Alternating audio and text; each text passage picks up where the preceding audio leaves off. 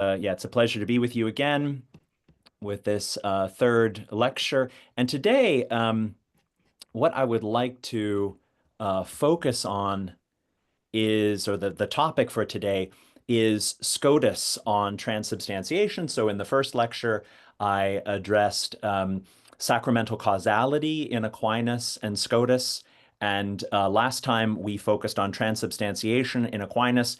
And today I want to focus on transubstantiation in Scotus. As we'll see, his view of how it is that bread is transubstantiated into the body of Christ is very different than Aquinas's. Um, and I think, I mean, there are a lot of kind of really interesting philosophical things going on here. Um, but a number of philosophical issues that are, sort of part of this discussion. But I think in particular, Scotus's theory of transubstantiation, his account of transubstantiation, is sort of occasion for him to work out um, what it is for a body to be in a place, what it is for a body, or what it is for a body to have a position. So that'll be kind of one of the main takeaways. Um, so the first thing actually that I want to kind of the way I want to sort of dive into this topic is actually by saying something that I didn't get to say about Aquinas last time in order to set the context. So one of the things that I didn't quite get a chance to make clear about Aquinas's understanding of transubstantiation last time, we sort of ran out of time, or I was too ambitious in terms of what I was trying to cover, is that for Aquinas, the body of Christ, the sacramental body of Christ, is not present in place on the altar. And the reason for this, yeah, the body of Christ is present sacramentally, it's present substantially, but it's not present locally on the altar. And the reason for this is that Aquinas and indeed Scotus as well, they have a kind of very different way of thinking about place than perhaps we do. So when we think about place, we probably more often than not think about place as somehow synonymous with space. You know, we might think about place as a kind of substance. We might think of like empty space, place as being something like empty space. But that's not the way Aquinas, it's not the way that Scotus, it's not really the way that any of the medievals thought about place. The way they thought about place, of being locally present, being somewhere, is in the following terms. Um, they thought that like every body, right? So like I'm a body, right? This book is a body. Every body is uh, contained by a containing body. So, in other words, right now, right, you are a body, each of us is a body, and we're being contained by air, right? There's air all around us, and the surface of that air, right, it's kind of commensurate with, coextensive with the surface of your body. But the surface of the air around you, that is your place, right? For any body, the surface of the body that contains it is its place. And for Aquinas, um, the reason, so actually, Aquinas thinks that no substance, right, in and of itself, like substance in itself, is not in a place. A substance is only in a place in virtue of the substance's quantity, right? So we've got substance and we've got, right, these 9 Aristotelian accidental categories, one of which is quantity. And the quantity of a body, right? So you're 6 foot 1 inches tall, or you're, right, 185 pounds, right? Whatever, your quantity, that is an additional accidental characteristic, right, that inheres in a substance. And it's in virtue of the substance's quantity that the substance exists in a place. Because quantity, unlike substance, quantity in and of itself is extended, right? It's extended in space. And so substance in itself is not in place, but because a substance has a quantity which is extended in space, the substance too, sort of per accidens, is also coextensive with a place, right? With a surface of its containing body. And so Aquinas says, well, look, just like, and this is text 1 on the handout, that as the substance, this is actually toward the end of text 1 in the handout, as the substance of bread was not locally under its dimensions, right? In itself, substance is not under dimensions, right? The dimensions, the quantity, is something that inheres in the substance. Rather, substance is, but rather after the manner of substance, so neither is the substance of Christ's body. So just as the bread that was transubstantiated is not, was of itself was not in place, so neither is the substance of Christ's body, right? The sacramentally present body of Christ, neither is that locally present in place. And the difference here is that the bread, because the bread quantity inhered in the bread prior to the consecration, the bread kind of by extension was also in place. But the bread accidents, like the quantity of bread, does not inhere in the body of Christ, right? I mean, it's the body of Christ, the sacramental body of Christ is not, it's not the shape of a wafer. It's not, 2 inches wide and, an eighth of an inch thick, The bread accidents do not inhere in the substance of Christ's body. So unlike the bread, which was in place in virtue of a quantity inhering in it, the body of Christ for Aquinas is not present, is not present in place in any way, right? It's not present locally in any way, not in itself and not by extension in virtue of a quantity. But Aquinas says, look, that's no problem. That's no problem because the substance of Christ's body, it's still present to the bread accidents, right? It's not present in place, but it's present to the bread accidents. It's present sometimes under these bread accidents, right, that remain. And so in virtue, Aquinas thinks, in virtue of bread being transubstantiated into the body of Christ, but with the bread accidents remaining, it's also the case that the body of Christ is present to the accidents. And the accidents, right, like the quantity of the bread, the color of the bread, its taste, those are, specifically the quantity, those are present on the altar.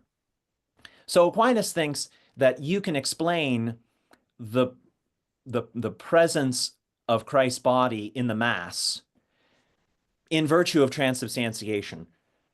Bread becomes the body of Christ, and so the body of Christ is where the bread was, namely present to the accidents. The bread was present to the accidents before transubstantiation.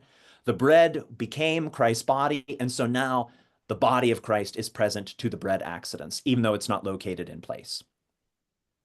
And Scotus says, no, actually, Scotus objects and says that, in fact, Aquinas has not sufficiently explained, Aquinas' account of transubstantiation does not explain how the body of Christ is present to the bread accidents. So Aquinas, or rather Scotus, he sort of rehearses Aquinas' view in this text 2 on your handout. He says, it is said, right, for instance, by Aquinas, that Christ's body, without undergoing any change, does begin to exist under the form of bread where it did not exist previously. Because this happens through a change in the thing that is transformed into Christ's body, right? The bread is transformed into Christ's body. The bread was under the bread accidents. So now the thing into which the bread is transformed, the body of Christ, is now present under the bread accidents. That which presently exists where it did not exist does not have to undergo a change in location, right? Christ's body doesn't change, he doesn't come from heaven to be on the altar, right? He doesn't move through space in order to arrive at the altar where Mass is being celebrated. That doesn't need to happen because something else, namely the bread, can be transformed into the body of Christ and undergo a change. So the body of Christ itself doesn't have to undergo a local change in place. But as I said, Scotus thinks that this is not, right, this position of Aquinas that he's just rehearsed, that this is not going to work. And the reason it's not going to work is that, well, it has to do with the term of the change of transubstantiation. So this is text 3 on your handout. It's a long text. I'm not going to read it all. You can study it at your leisure if you wish, but I am going to sort of rehearse the argument.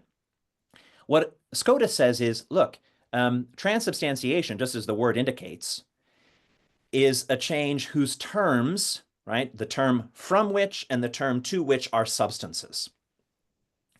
And so if bread, right, the substance of bread is converted into the substance of Christ's body, well, the presence of Christ's body under the bread accidents is something in addition, right? Something distinct from and in addition to the substance of Christ's body.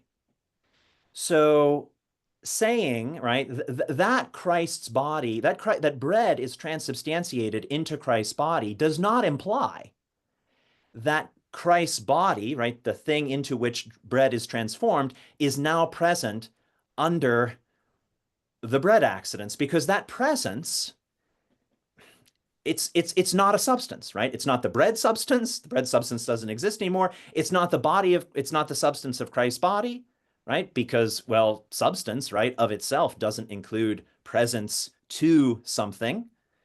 So Scotus reasons, well, like, look, on Aquinas's account, right, Aquinas's account implies anyway that right, his notion of transubstantiation, the conversion of bread into the body of Christ, implies that for the body of Christ to be present under the bread species, that has to happen without any change at all. Or it has to happen, right, with some change in addition to the change in substance, the change with respect to substance. But as he says there in this passage 3, that the presence of Christ's body under the Eucharistic species does not come about by virtue of the transubstantiation of the substance of the bread. Because, again, the presence of the substance of Christ's body under the bread accidents, right, that is something distinct from the substance, from the substance of Christ's body. Right? And so just saying that one substance is converted into another does not imply that it exists under the bread accidents, that the substance of Christ's body exists under the bread accidents. And he sort of fleshes this out, no pun intended, a little bit more in text 4 of the handout. So he says, well, like, look, Aquinas claims that bread, right, in virtue of Christ's body being the term of the change, right, that bread is converted into Christ's body, that Christ's body, right, is going to take on some of the properties that the bread substance had prior to the conversion. So the bread substance was present to the bread accidents, and now, right, the new substance, Christ's body, is going to take on that property, going to take on that presence to the bread accidents.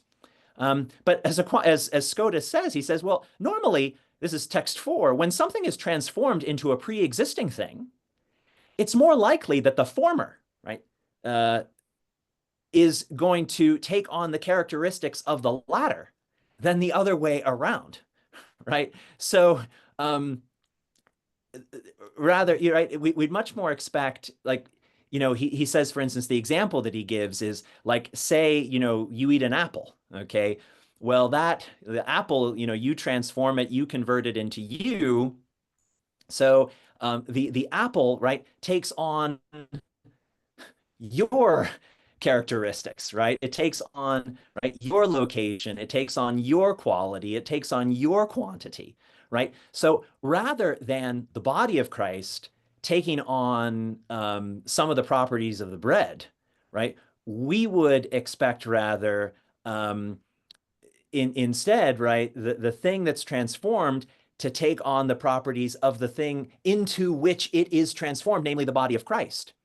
So if this substantial conversion is like other substantial conversions, what we would expect is for the bread, right, to be converted into yes, into the body of Christ, but to take on the characteristics of the body of Christ. So for the bread to be converted into the substance which exists in heaven, right? Christ's body is in heaven at the Father's right hand. So we would expect that bread, rather than when it's converted to the thing, rather than the thing into which it is converted being present to the bread accidents, we would expect it to take on the location of Christ's body, which is in heaven, right?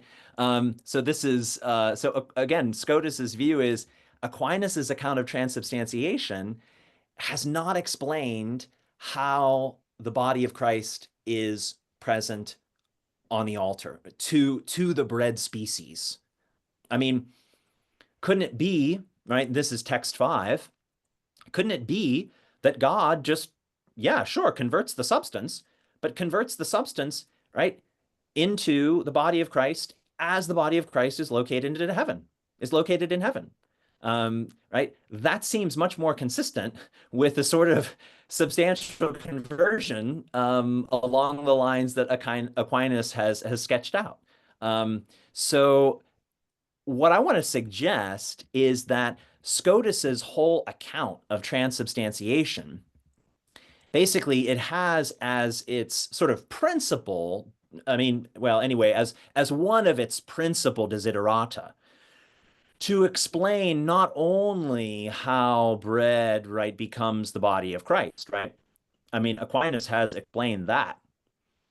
But Scotus also means, right, he's going to craft his account of transubstantiation also to explain how it is that the transubstantiated body of Christ, the sacramental body of Christ, is present to the bread species which are on the altar. And he takes Aquinas, yeah, because the per se, right, the per se term of transubstantiation, according to Aquinas, is a substance, and the presence of Christ's body to the bread accidents is not a substance. Aquinas's account has not explained how Christ's body, the substance of Christ's body, comes to be present to the bread accidents. So the first thing that he is going to do, and this is text 6 on the handout, is distinguish between two different sort of accounts of transubstantiation, two different ways of thinking how one substance can be transubstantiated, could become another substance. One is he calls it productive transubstantiation. And in text 6, he says, so this is in one way, right, we can speak about transubstantiation in two ways, right? And here he's speaking about transubstantiation in general, like how one substance becomes another substance. He says, in one way, we can speak about transubstantiation as the change, in one way that it is to substance as through it receiving to be, right? Receiving being, right? So we can speak about one substance becoming another substance as like one substance losing being, right? Ceasing to exist, and then this other substance receiving being. Just receiving, yeah, just essay. The other way that we can speak about transubstantiation is a substance, as he says, in another way, so that the substance, that it is to substance as through it receiving to be here, right? To be here, right? That the substance into which the other substance is transubstantiated receives not just esse, but esse hic, right? That the term of the substance receives not being, but being here. So he's thinking about maybe a substance can be converted, can be transubstantiated into another substance insofar as that second substance, the term to which of the change receives esse hic, receives being here. So kind of a sneak peek of what Scotus is going to say. He's going to say that according to his account of transubstantiation, the bread is transubstantiated into the body of Christ insofar as the body of Christ receives being here, right? That's going to be kind of, the upshot of his account. Let's say a bit more about this productive notion of transubstantiation. One thing is transubstantiated into another thing insofar as the term receives just esse, right? Say a little bit more about that. So he explains, he gives a reason, this is text 7 of the handout, that, right, in principle, any substance, if we're talking about productive transubstantiation, any substance can be transubstantiated into any other substance. As he says, and about the first, so as about productive transubstantiation, it needs to be known that whether for the transubstantiation of one thing into another, no more be required, but that each term be a substance and be fully in the obedience of the agent as to total being, and as to total not to be, non-being. Each of these is saved in the matter at hand, when we're speaking about productive transubstantiation, because both the bread and the body of Christ is totally in the power of God as to total to be and total not to be, right? So, right, insofar as God, the creator, right, the first cause of all being, has dominion over the being and the not being of everything, every substance that exists, in principle, God can transubstantiate any substance into any other substance, right? God can cause any substance not to be and to be replaced by some other substance, right? Because that's just his dominion over being and non-being, right? As creator, right? That everything that exists has this obediential potency, right? To be, to be transubstantiated into any other substance that exists, right? However, with this, this is one reason anyway why Scotus thinks that productive transubstantiation, this way of thinking about, in general, one substance becoming another substance, being transubstantiated into another substance, that this is not going to work as an account of Eucharistic transubstantiation. As he says, and he says similar things in texts 8 and 9 on your handout. In 8, he says, but there is a doubt here because of the pre-existing term to which, right? So the body of Christ already exists prior to the Mass being celebrated. Because it does not seem that into something pre-existing and remaining, because it does not seem that into something pre-existing and remaining, according to its pristine to be, anything can be converted. So here's the idea. Scotus is saying, yeah, God can change any substance into any other substance.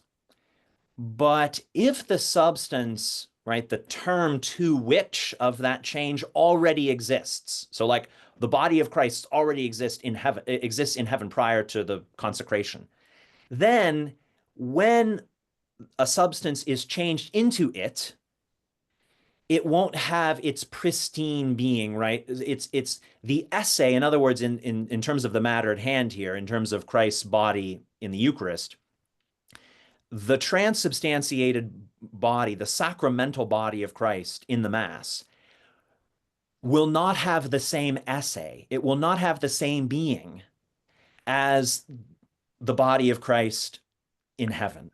So in fact, the two substances, they won't actually be numerically identical. They'll have two different essays. They'll have two different beings. And the reason for this, Scotus explains, I didn't give this to you on the handout, but he thinks that whenever there's a new action, then the term of that action has to have new essay. So the action of converting bread into Christ's body, that's a new action, distinct, say, from the action of Christ's conception in the womb of the Blessed Mother, right? So that's like the original action that brought Christ's body into being. This conversion of bread into the body of Christ, that's a new action, and therefore it's got to have a new essay. And if that's the case, then its essay, the essay of the sacramental body of Christ, is going to be distinct from the essay of the body of Christ in heaven. And so in fact, the two bodies are not going to be numerically identical, right? So, and he says something similar in text 9. You can't have productive transubstantiation without new essay. But in transubstantiation, you can't have new essay, because the essay of the sacramental body has to be identical, has to be the same essay as the essay of Christ's body in heaven. So that's not going to work. That's not going to work. Productive transubstantiation is not going to work according to Scotus. But he also says, and this is text 10 in the handout, he says that transubstantiation in the first way said does not make the term to which to be where it before was not. This is similar to what he was saying before when he was disputing Aquinas' account of transubstantiation, right? Aquinas' account of transubstantiation, although not actually, it's not equivalent to productive transubstantiation. Productive transubstantiation has a similar, in addition to the problem I just pointed out, has the other problem in common with Aquinas' notion of transubstantiation, that it doesn't explain how the body of Christ gets to be present to the bread accidents. But, text 10 continues, transubstantiation in the second way, said, includes in itself a certain change to simple presence about the term to which. And by reason of this, the term to which can well be where it was not before. So he thinks that this, what he calls adductive, not productive, but adductive transubstantiation, this is, and we'll get in more into the specifics of this momentarily, but he thinks this adductive transubstantiation, unlike productive transubstantiation, does explain how Christ's body comes to be present to the bread accidents, like the bread quantity. And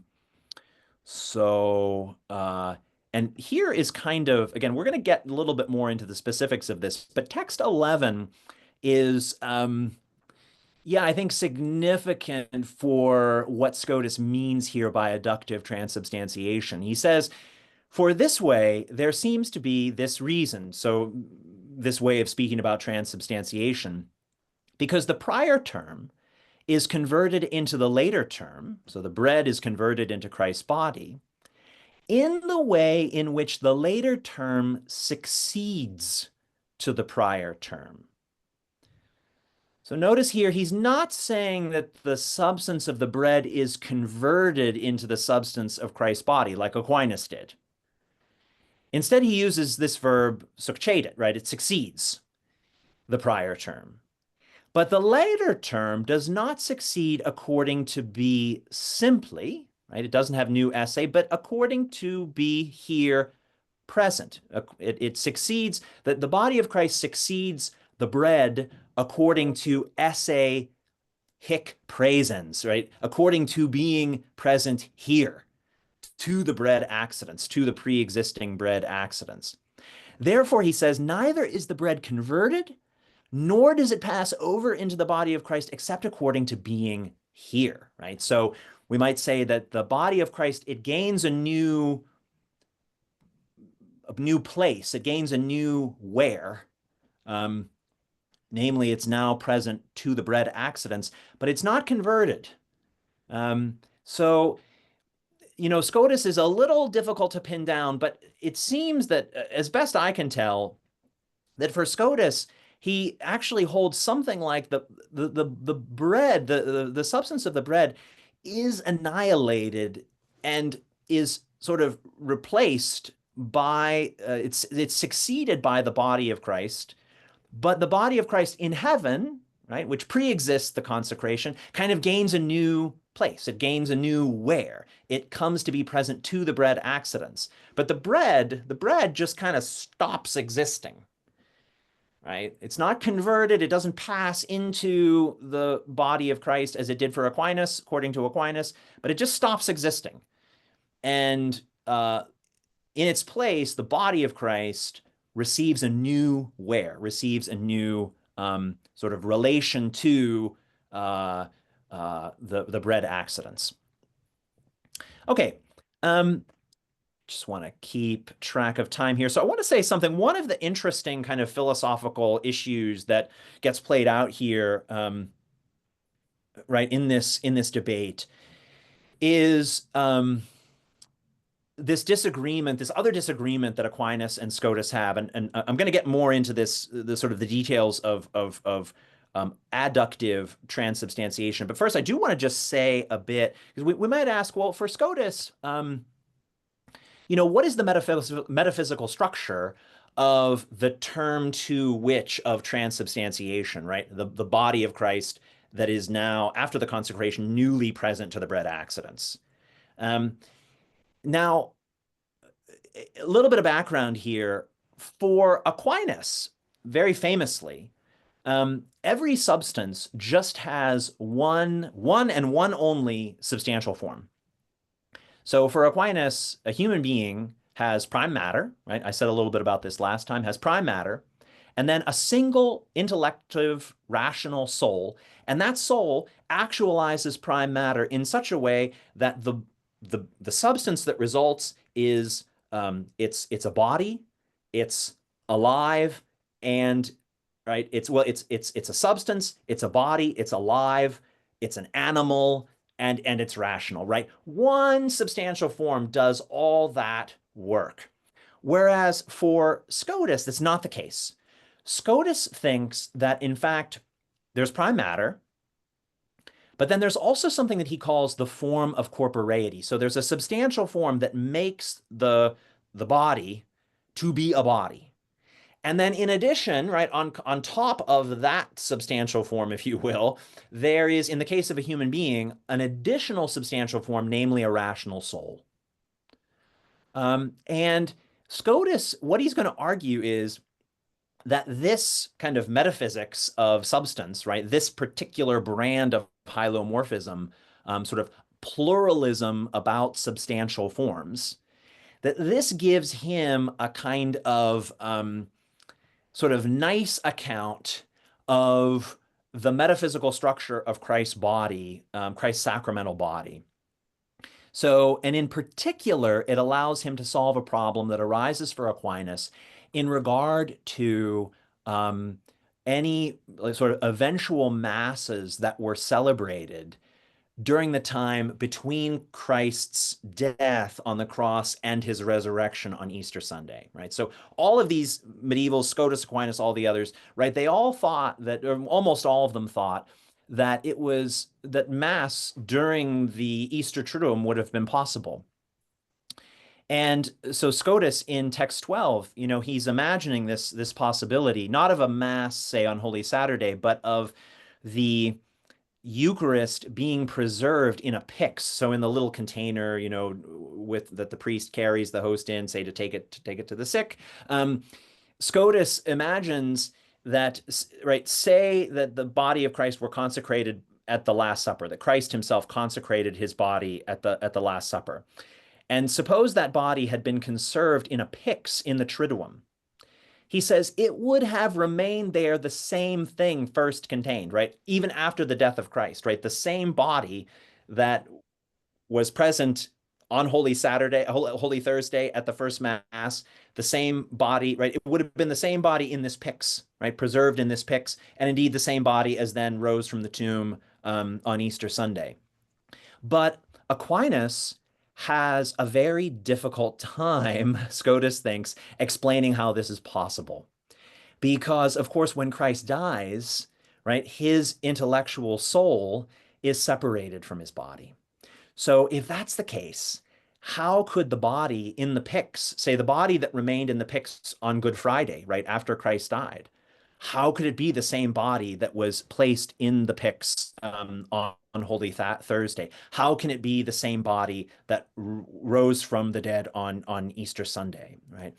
And so what Scotus is going to say, I'm skipping a little bit, right, down to text 14. He's going to say, well, it is the same, right, because of this form of corporeity. So Scotus thinks that the body that when bread is transubstantiated into the body of Christ, that the body into which that bread is transubstantiated is prime matter and this form of corporeity.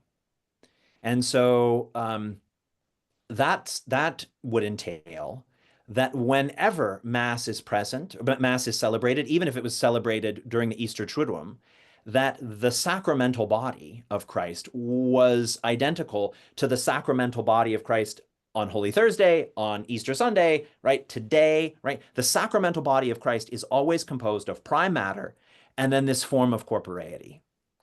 And if the intellectual soul of Christ is present, as it was on Holy Thursday, as it is today, right, then that is present concomitantly, right, by natural concomitance, which we talked about last time, right? So in other words, it's not present by the power of the sacrament, but sort of in a secondary way. And Scotus thinks that, so this kind of his commitment to a plurality of substantial forms in a substance allows him to explain the metaphysical structure of the body of Christ in a way that gets around these problems about Mass on Holy Saturday or the sort of the preservation of the body of Christ in the pyx or the tabernacle or whatever on during the time of the Triduum, that these problems that confront Aquinas. Okay.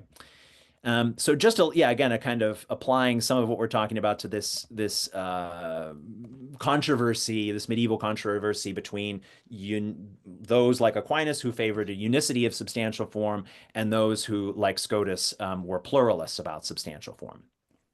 Okay, so now what I want to do is say a little bit more about this adductive transubstantiation that Scotus is committed to, and how it is, according to Scotus, that the body of Christ comes, to have a new wear, to the body of Christ that exists in heaven.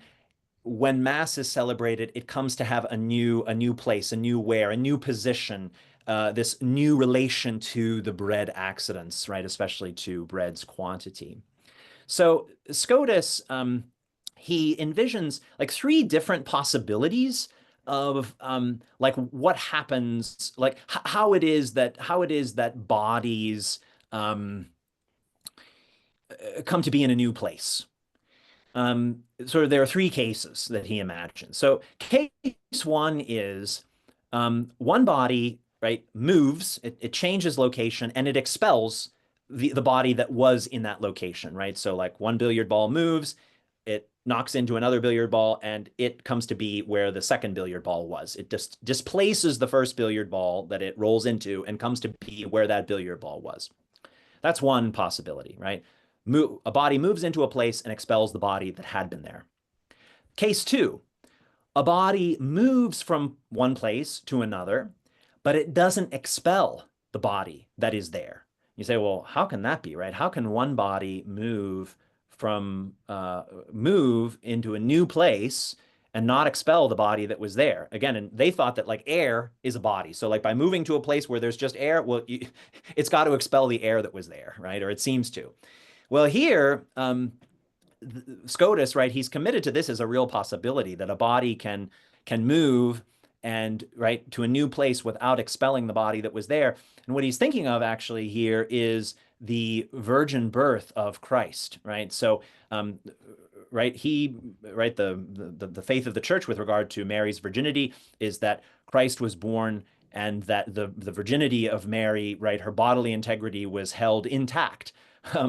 Or another kind of example of this is that when Christ passed through the walls on Easter Sunday, right, although the doors were locked for fear, Christ passes through the locked doors, right, and that Aquinas thought that that could only happen, right, if two bodies, namely the wall of the upper room and Christ's body, could be coincident with one another, right, where one body moves to be where another body is, but without displacing the first body, right? Christ didn't like knock down the wall; he passed through it. But that's not what's going on here in the Eucharist. That's not how the body of Christ in heaven comes to be present in a new where. That's rather case three.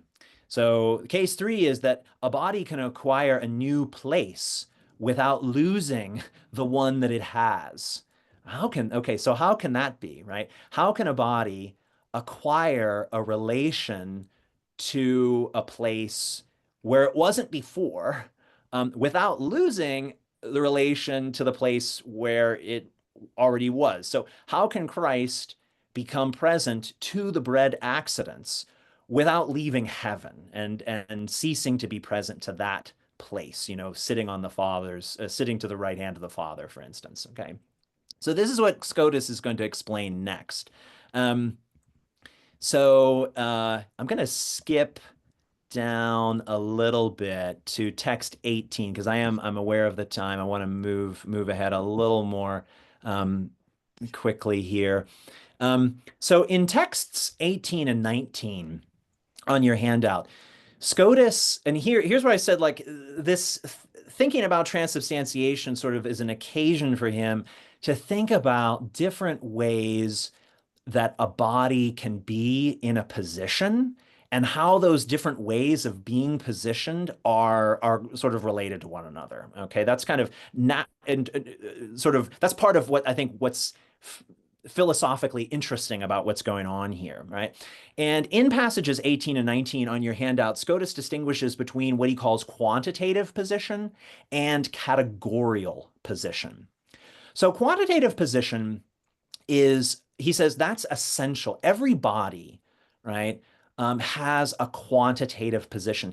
And quantitative position is position according to which the parts of the body are present to the whole, right? The parts of the body are related to the whole, and the parts of the body are related to one another, right? So in my quantitative position is just the relation that all of my parts have to my whole substance, and that the relation of my parts have to the other parts, right? To have to one another, right?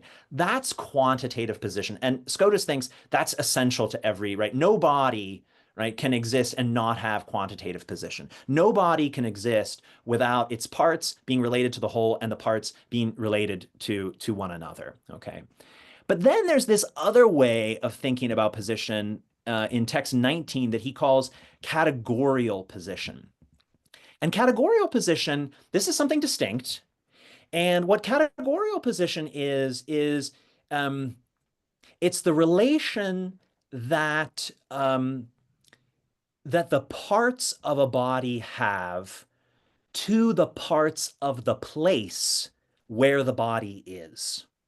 So my arm, or my hand rather, right, has like the parts of my hand, say my fingers and my palm, right? They're related to one another, but then each of the parts of my hand is also coextensive with the parts of the place where my hand is located. So again, my hand is located in place, namely the surface of the air around my hand.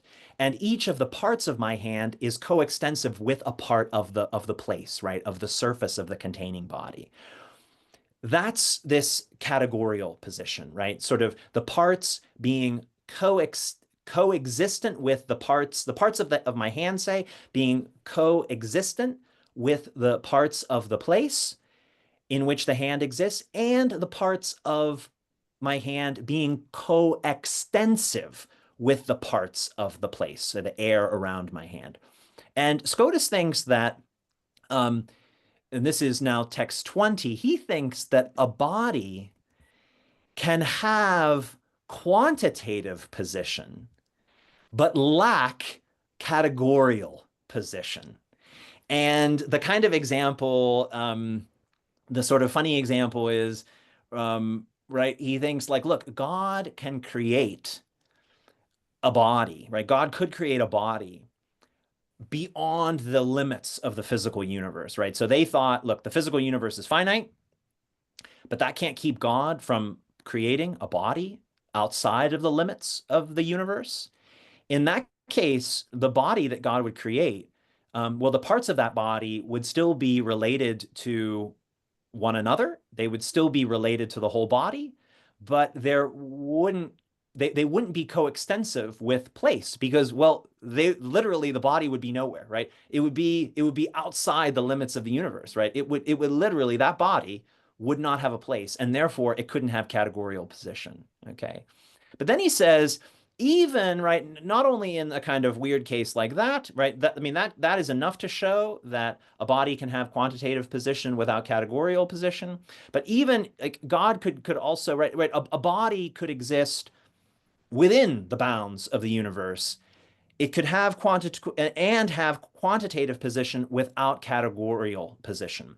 And the kind of argument that he gives, I mean, it's a strange argument, but he gives this argument in passages 21 and 22, where he says that, look, a nature is only right. A nature is only necessarily related to some genus if it is necessarily related to some form in the genus, right? So he says, whatever nature contingently respects any form, whatever, of some genus is simply disposed contingently to the whole genus, okay? So what he wants to say is this, that, because we might say, well, look, a body has to be right? Every body, right, has to have some categorical position, right? Like a body has to be, if let's say, if a body is, if it exists within the universe, okay, it has to be somewhere, right? It has to have some categorical position. That is, the parts of that body must be coexistent and coextensive with parts of the containing body, right? Of parts of the place. But Scotus says, no, look, because take any body, there's no position, there's no place where that body has to be, right? It's not necessarily related to any place. Therefore, that body's parts are not necessarily coextensive with the parts of any place, with any place and with the parts of any place. So therefore, right, it's not essential, he thinks, for a body to have categorical position, right? You can have a body because for any body, that body is not necessarily related to any place, then necessarily a body doesn't have to have a place at all, right? And he the right, his interlocutors, they try to like give like a whole bunch of counter examples, and like they might say, well, like, look, the interlocutors, the objector says, look, like, it's not necessary for any body, right? Take any body, you know, it might not be necessary for that body to be blue or to be green or to be red. But my goodness, every body, every surface has to have some color. And Scotus says no. Scotus says every surface, right, is contingently related to every color. And so therefore surface, right, is not necessarily colored, right? So he bites the bullet on that, right? He says, he makes these like really kind of claims that we might regard as outrageous. No, it's not necessary for a surface to be colored. Similarly, it's not necessary for any body to have categorical position. And so what he wants to say is, and therefore, right, he wants to say, now I'm skipping down a little further, right, what he wants to say is, so the body of Christ, right, when it succeeds the bread, which has stopped existing, the body of Christ gains a new position. It doesn't gain a new categorical position, right? Because we don't want the body of Christ to, to be multiply located in that way, right? We don't want the body of Christ to have multiple categorical positions, right? We don't want the body of Christ to be coextensive with numerous places, right? Wherever Mass is being celebrated at that time, or wherever the body of Christ is being kept in a tabernacle or a pyx. Right, because then, in a sense, by every time we'd celebrate the Mass, we'd have like more Jesus, right? There'd be like greater and greater, greater and greater amounts of Jesus, right? Multiplying on the altars and so forth. So it's not when transubstantiation, when in adductive transubstantiation, it's not that the body of Christ gains these new categorical positions, but it does gain new quantitative positions, right? It does happen, right, that the body of Christ is present under the bread accidents, right? It is present, the body of Christ is present to the bread accidents, but it's not present, but in such a way that the body of Christ is that the parts, all the parts of the body are present to one another and to the whole body, but they're not coextensive. They're not coextensive with the host, with the quantity of the host, and therefore not coextensive. Neither are they coextensive with the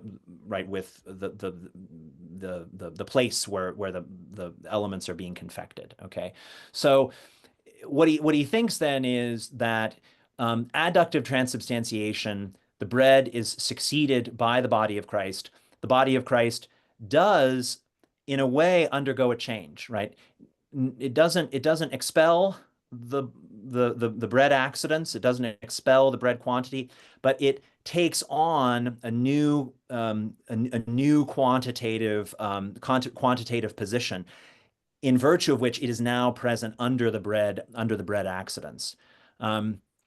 And, as you can imagine, there are a number of, possible objections to this. We might say, well, isn't that still going to imply that, that the bread is going to be sort of multiply located, right? And Scotus is going to say no, right? And the example that he's going to give, one example that he's going to give, this is in passage 23 of the handout. He's going to say, look, take an accidental property like whiteness, the whiteness of a piece of cloth, the whiteness of a sheet of paper. That whiteness is the basis of similarity, relations of similarity to anything else that is white. And that similarity relation is an internal relation. So in other words, a relation that obtains between two things in virtue of the intrinsic properties of those things. So just so long as two pieces of paper are white, they're going to be similar with one another, right? And so the whiteness of a piece of paper is going to be the basis, right, of many, many similarity relations, right? Similarity relations with everything else that is white. And so Scotus says, well, why then, if that's the case, then why think that the body of Christ, as it exists in heaven, can't be the foundation of many, many, many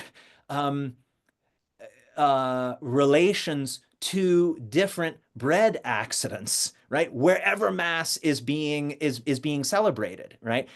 All the more so because the relation of the body of Christ to bread accidents, that's not an internal relation, that's an external relation. So if the whiteness of a sheet of paper can ground the similarity relation, say, of every, with every other thing that is white, then can't the body of Christ be in heaven, be the foundation of many, many, right, countless seemingly presence relations, right, relations of categorical position to to bread accidents wherever Mass is being celebrated. So that's kind of Scotus's, again, the way that he sort of plays with this notion of he sort of cashes out this sort of notion of how it is that bodies, different notions actually, of how it is that bodies can be in place, categorical position, or sort of quantitative position and categorical position, and how those ways of being in place are related to one another. And he does this in the context of articulating his view of transubstantiation. And again, like I said, one of the principal desiderata of that account is trying to explain, unlike, in his view, Aquinas, he's trying to succeed where Aquinas's account of transubstantiation fails, namely trying to explain how it is that Christ's body is really present to the bread accidents on the altar. So that's kind of what I have. Thanks so much for your attention, and I'd be happy to, take a stab at answering any questions that y'all might have. Thank you very much for that really clear lecture on the complexities of the views of the subtle Dr. Scotus. And we are certainly It's open to. extremely, he earned that nickname. Very apt. It's an apt nickname for him. It is extremely subtle and complicated. Yep.